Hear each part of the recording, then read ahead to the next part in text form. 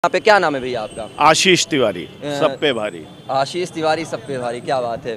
तिवारी भैया, जैसे ही हम आए पार्टी कार्यालय में तो आप एक कविता गुनगुना रहे थे। जी, जी, क्या जी। कविता थी, सुनाएंगे हमको? जी बिल्कुल सुनाएंगे। और मैं सिर्फ आपको ही नहीं, आपके माध्यम से मैं इस प्रदेश में हर एक उस मतदाता तक अपनी ये बात पहुंचाना चाहता हूं, क्योंकि ये सिर्फ एक कविता नहीं है, ये एक बहुत बड़ी समस्या है जिसको इस कविता में मैंने रखा है।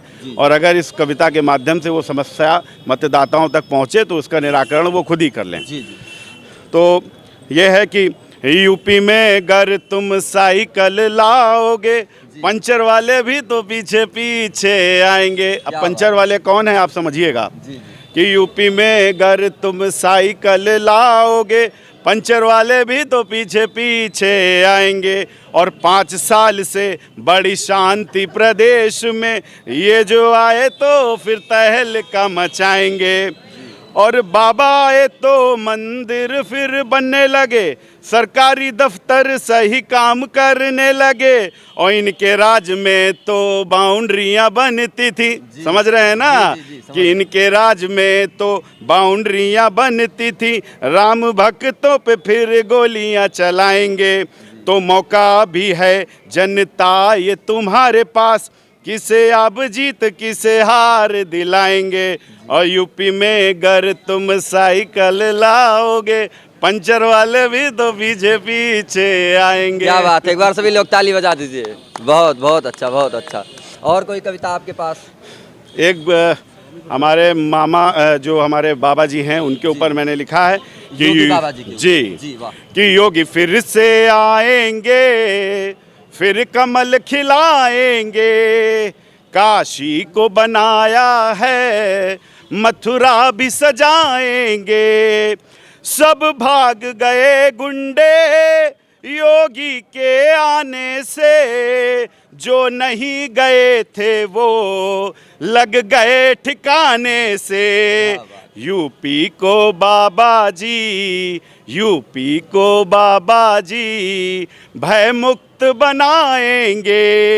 योगी फिर से आएंगे। आप लोग भी साथ दे तो अच्छा रहेगा कि योगी फिर से आएंगे, फिर कमल खिलाएंगे। काशी को बनाया है, मथुरा भी सजाएंगे। और बुलडोजर बाबा का यमराज का भैंसा है। बुलडोजर बाबा का यमराज का भैंसा है। करते खातिरदारी जो चाहे जैसा है। जनता ने ठाना है, जनता ने ठाना है, फिर से भगवा लहराएंगे। योगी फिर से आएंगे, फिर कमल खिलाएंगे। काशी को बनाया है, मथुरा भी सजाएंगे। योगी फिर से आएंगे।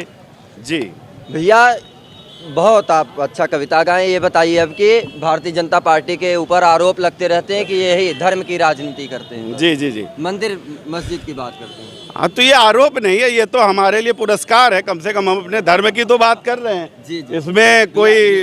इसमें कोई बुरी बात थोड़ी है भैया।